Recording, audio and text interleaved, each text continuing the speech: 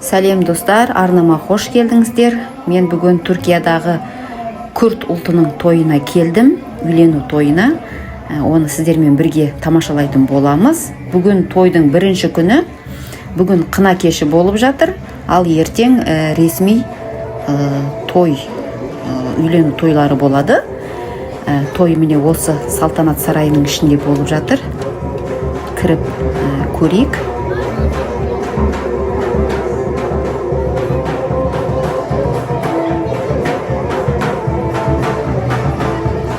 Міне достар, өздеріңіз көріп тұрғандай қына кеші басталып кетіпті. Бұл жерде күрд халқы өздерінің ұлттық биі халай биін билеп жатыр екен.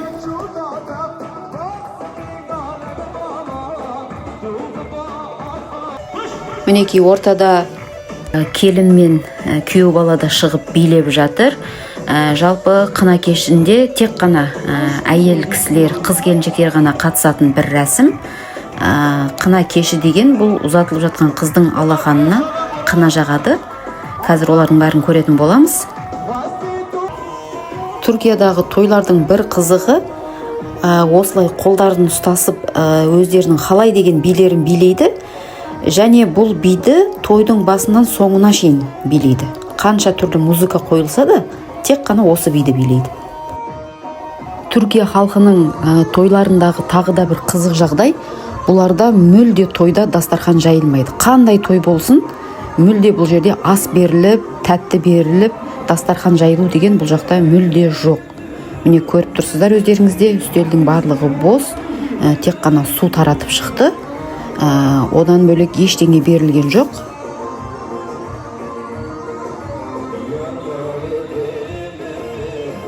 Бүгінгі ұзатылу кешінің негізгі себепкері міне осы қыздың тойындамыз. Қына кешінің негізгі мақсаты болған қына жағу рәсімі міне басталды.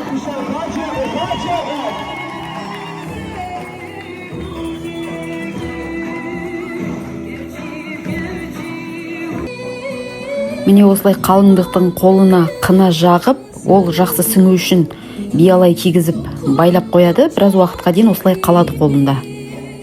Қына жағу рәсімі Түркия халқының салт дәстүрі бойынша қыздың ресми түрде тұрмысқа шығып жатқанын жариялау болып табылады екен. Сондай-ақ барлық қына кешінде емес, кейбіреулерінде күйеу жігітке де қына жағу рәсімін өткізеді екен. Жігіттің де қолына қына жағады. Көріп тұрсыздар мінекей.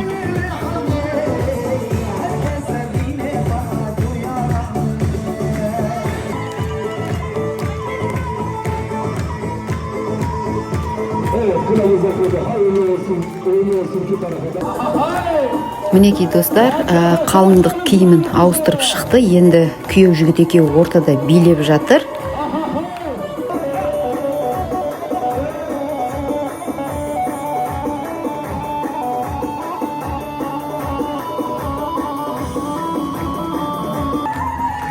Осындайда бір қызық дәстүрлері бар екен. Бұның мәні өмір бақи күйеуіме қызмет етіп өтем дегенді білдіреді екен.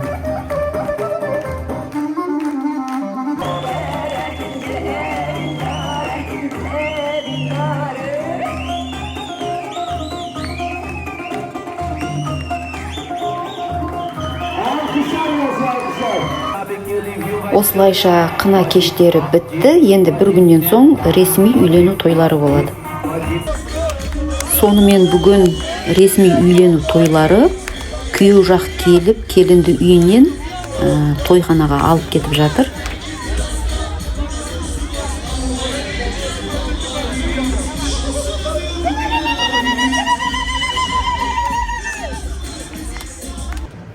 Мінекей тойханаға да жеттік.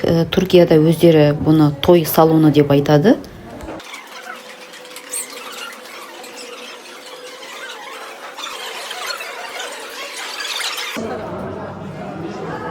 Тойхананың ішіне де кірдік. Өздеріңіз көріп тұрғандай үстелдің барлығы бос.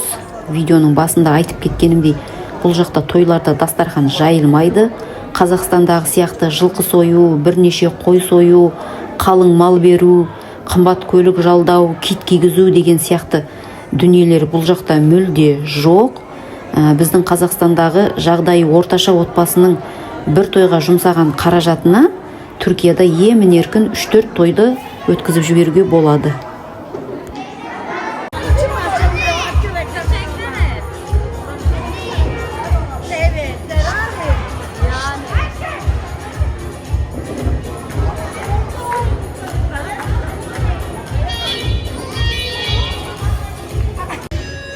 Қонақтар да жиналып қалды.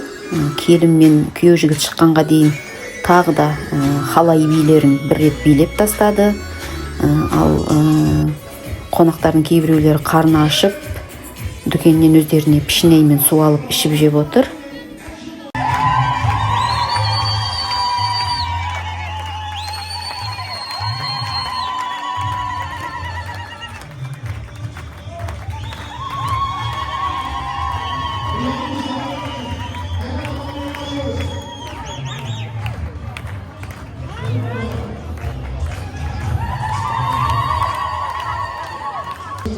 Alkışlar.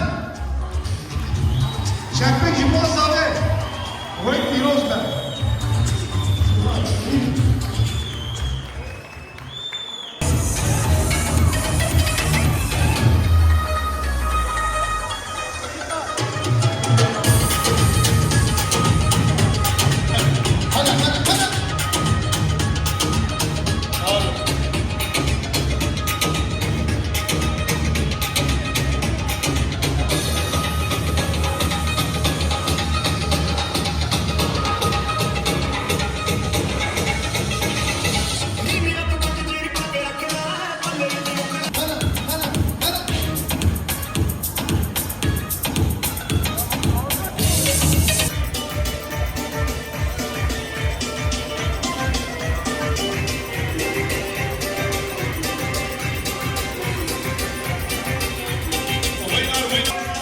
Ішетін ер адамдар осылай тойда бөлек бір бұрышқа отырып алады екен.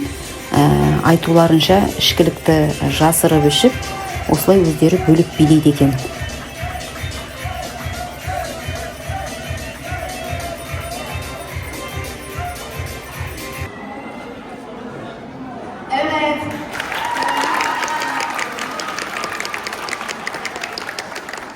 Sayın Abdülhakim Özbey, kimsenin tesiri altında kalmadan Zümrete Alp hanımefendiyle evlenmeyi kabul ediyor musunuz? Evet.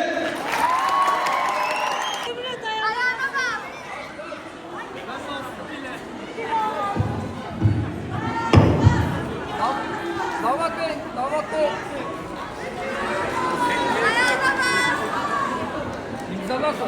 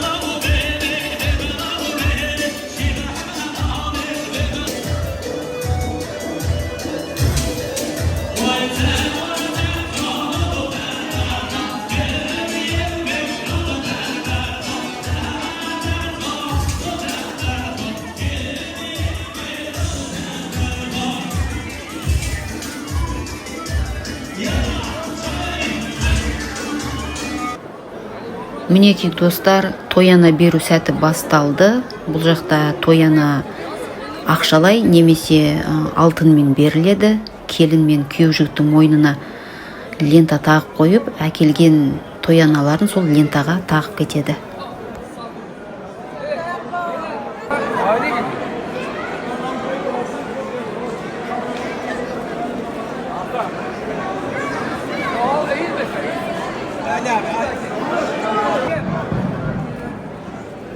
Evet, yenge bakıyoruz. Onlara bakıyoruz. Çok güzel.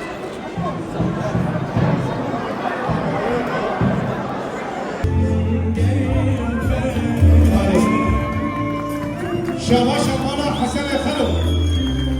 Jiboton Mamala Hasan Efero Şabaş ve Diyari. Jibo Kadri İslam ve Darab. Şabaş ha İslam.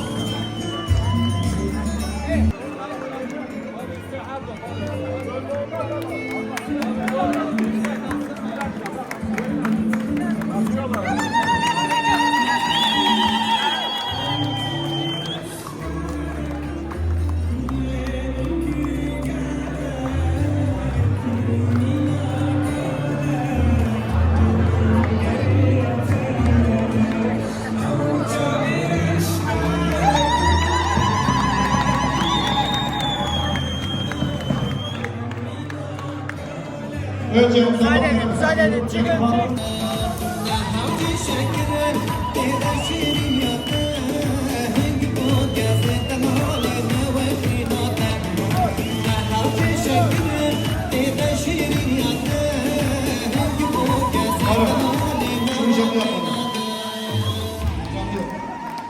Amcaya özel, amcaya özel. Hamza amca. Senin için özel bu parçayı okuyacağım. Ben kendim canlı okuyacağım. Ver canlı bana ver. Ver.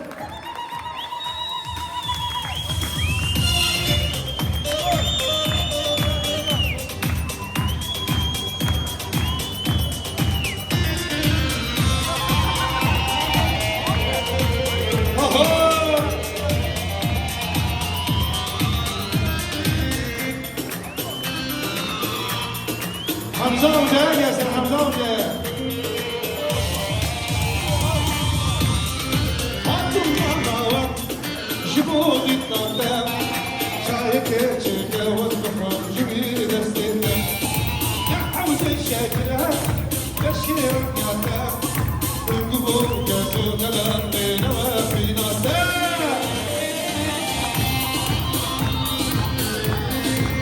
Bu İslam'la beraber İslam'a gelsin, İslam'a.